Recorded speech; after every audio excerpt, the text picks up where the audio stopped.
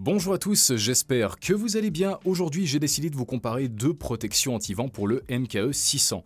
D'un côté, la bonnette MZ600 de Sennheiser, livrée avec le micro et coûtant seulement 15 francs.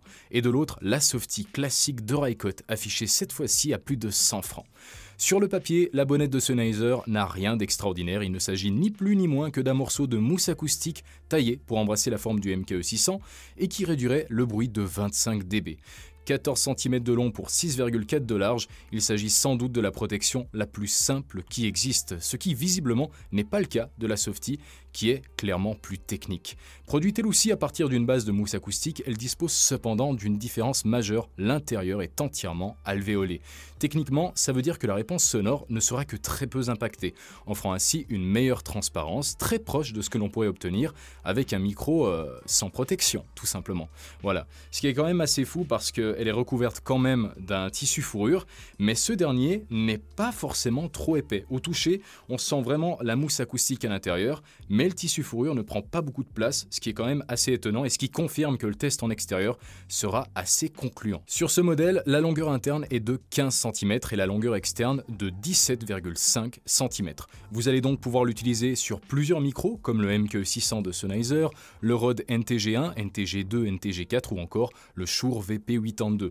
Mais rassurez-vous, si votre micro n'a pas été listé, eh bien les Softy de Rycote existent en plusieurs catégories, en plusieurs tailles, donc de toute façon, vous allez trouver chaussettes à votre pied. Alors la théorie c'est bien joli, mais maintenant venons-en à quelque chose de plus concret avec un test en extérieur que j'ai tourné précédemment dans une plaine entièrement dégagée. Alors pour des raisons évidentes, l'audio que vous allez entendre n'a subi aucune modification en post-production. Le tout a été enregistré sur le Zoom F6 en 32 bits et ça s'arrête là. Donc nous voici enfin en extérieur pour le test de ces deux produits. On se trouve dans un milieu qui est totalement idéal pour ce genre de test puisqu'on est dans une plaine totalement dégagée. En plus de ça, il y a quand même un certain vent. On l'entend pas forcément là maintenant hein, et ça prouve quand même que le produit marche super bien. Actuellement, je teste donc la bonnette anti-vent de chez Sennheiser. Regardez ce que ça fait lorsque je l'enlève. Donc c'est clairement différent, là on a un son qui est quand même beaucoup plus transparent, c'est clair parce que je viens d'enlever cette bonnette anti-vent, mais on voit quand même que le son n'est pas forcément utilisable dans le sens où le vent va forcément jouer un rôle qui va abîmer ce dernier lors de la prise de son. Si j'arrête de parler, on voit quand même que ce dernier vient quand même jouer un certain rôle, mais quand je remets la bonnette, voilà, c'est quand même un poil plus agréable. Évidemment, le son est un poil aussi plus étouffé, mais c'est normal, on doit toujours faire des concessions lorsqu'on fait de la prise de son. Et actuellement, c'est pas forcément le pire qu'on puisse faire. Voilà, c'est pas un sacrifice qui est énorme.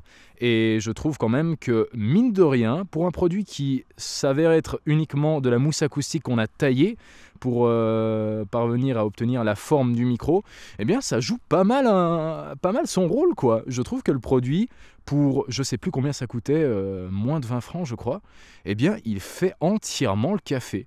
Donc on va passer tout de suite à la Softy pour voir si cette dernière est quand même plus transparente au niveau du son et voir si ça vaut quand même le prix de 100 francs à laquelle elle est affichée. Ça par contre, c'est quand même un point qui m'intrigue assez. Donc nous voici maintenant avec la Softy de chez Rycote et je peux déjà dire, rien qu'en écoutant, que le son a l'air d'être un poil plus transparent qu'avant.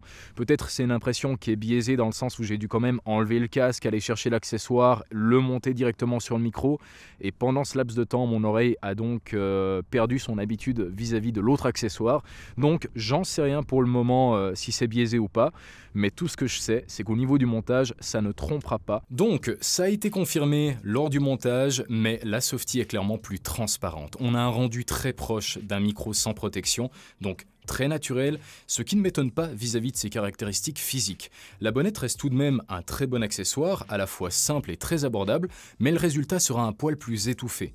Niveau protection contre le vent, la bonnette s'en sort aussi très bien, mais sans pour autant être parfaite. Sans surprise, la Softy s'en sort à merveille, ce qui n'est pas étonnant, surtout que cette dernière est encore une fois l'une des plus utilisées dans le domaine du documentaire, on comprend pourquoi. Et pour conclure, je dirais qu'encore une fois, c'est une question de budget. patchée. Mais à mon avis, préférez quand même la Softie pour ses nombreux avantages. Ce qui compte avant tout, c'est le résultat, c'est tout. Et dans ce cas, il est indiscutable. Dans tous les cas, j'espère que vous avez apprécié ce court épisode et nous, on se retrouve très prochainement dans une nouvelle vidéo. Alors d'ici là, portez-vous bien. Allez, ciao ciao.